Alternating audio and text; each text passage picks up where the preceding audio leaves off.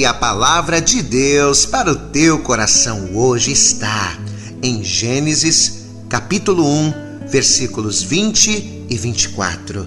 E disse Deus: produzam as águas e a terra almas viventes. Como nós ministramos em postagens anteriores, os nossos frutos, segundo a palavra, eles nada mais são do que a expressão dos nossos atos, das nossas atitudes. Uma vez que eu pratico boas obras que glorificam a Deus, estas boas obras no mundo espiritual nada mais são do que frutos bons gerados por uma boa terra, por uma boa árvore.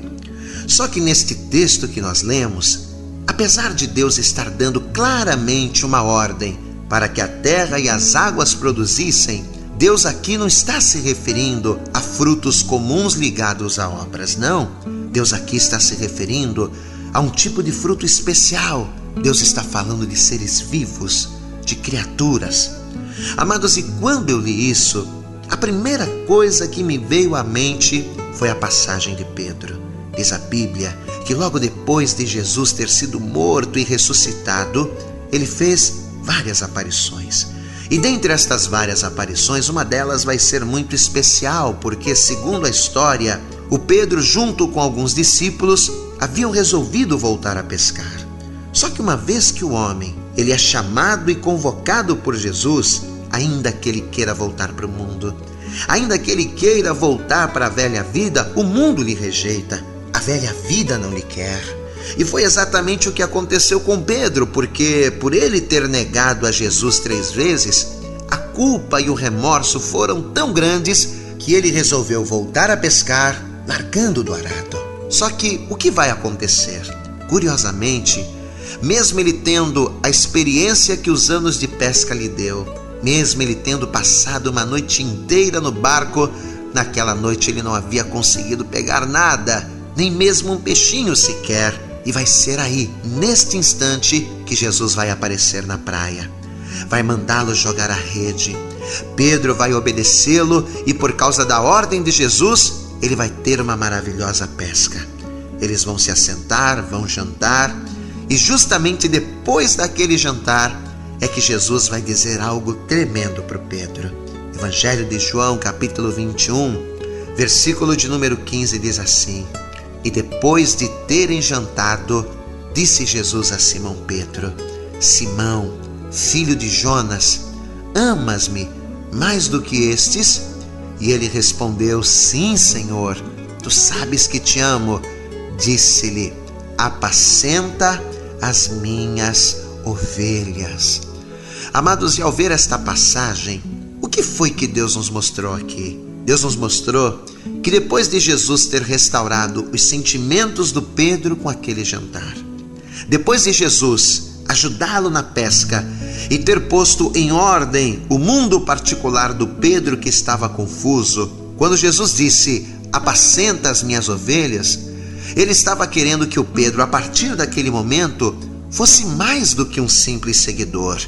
Ele estava querendo que o Pedro fosse um gerador de ovelhas, até porque ovelha gera ovelha. Amado, entenda uma coisa: quando Deus restaura o mundo particular de alguém, Deus tem um propósito, eu sei. E que propósito é esse? Nós até já falamos sobre isso. O propósito de que esta pessoa, depois de restaurada, venha glorificar a Ele.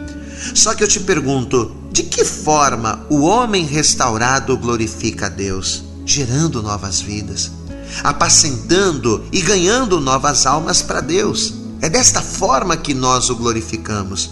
E é quando nós entendemos isso, é que nós vamos entender o que Deus, através do reflexo da criação, Ele quis nos ensinar com a palavra de hoje. Quando Deus disse lá na criação, para que terra e águas produzissem almas viventes, Deus queria dizer para nós o quê? Que uma vez que fomos resgatados por Deus, uma vez que o nosso mundo particular, sem forma, em trevas e vazio, foi restaurado por Ele, nós temos a obrigação moral não só de produzir frutos no nosso caráter e na nossa personalidade, mas também o de gerar almas para Deus, de ganhar almas para o reino, de sermos ovelhas que gerem ovelhas. Você vê que o Pedro, ele vai entender o recado de Jesus. E tanto vai que na sua primeira pregação, lá no dia de Pentecostes, olha o que vai acontecer. Atos capítulo 2, versículo de número 38, diz assim a palavra: Disse-lhes Pedro: Arrependei-vos, e cada um de vós seja batizado em nome de Jesus Cristo para perdão dos pecados, e recebereis o dom do Espírito Santo, porque a promessa vos diz respeito a vós, a vossos filhos e a todos os que estão longe, a tantos quantos Deus nosso Senhor chamar. E com muitas outras palavras isto testificava e os exortava, dizendo: Salvai-vos desta geração perversa. De sorte que foram batizados os que de bom grado receberam a sua palavra, e naquele dia agregaram-se quase 3.000 almas.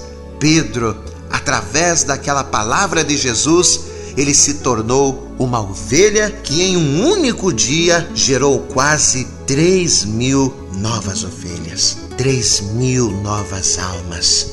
Talvez você me ouve agora e, apesar de você já ter experimentado a restauração de Deus na tua vida, apesar do teu mundo particular já ter sido estruturado e organizado pelo Criador, talvez o que está faltando para a tua vida deslanchar e a obra ser completa seja você meter a mão no arado, se tornar um gerador de almas e não olhar para trás.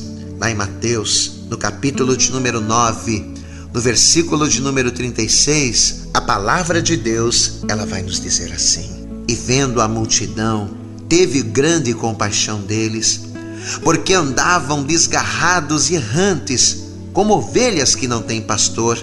Então disse aos seus discípulos: A seara é realmente grande, mas poucos são os ceifeiros.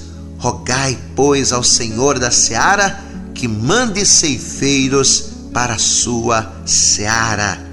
Deus, através desta palavra, está falando com você, ceifeiro. Você que por algum motivo largou do arado, deixou a seara, ou talvez ainda nem começou a gerar, Deus está dizendo para você: produza almas viventes, gere vidas, gere ovelhas, ceife das mãos do diabo as almas perdidas no campo do mundo. E eu tenho certeza que fazendo isso, você verá que além de nessa vida o teu mundo particular ser abençoado, além de nesse tempo o teu trabalho ser recompensado, no tempo vindouro tenha certeza de que grande será o teu galardão nos céus.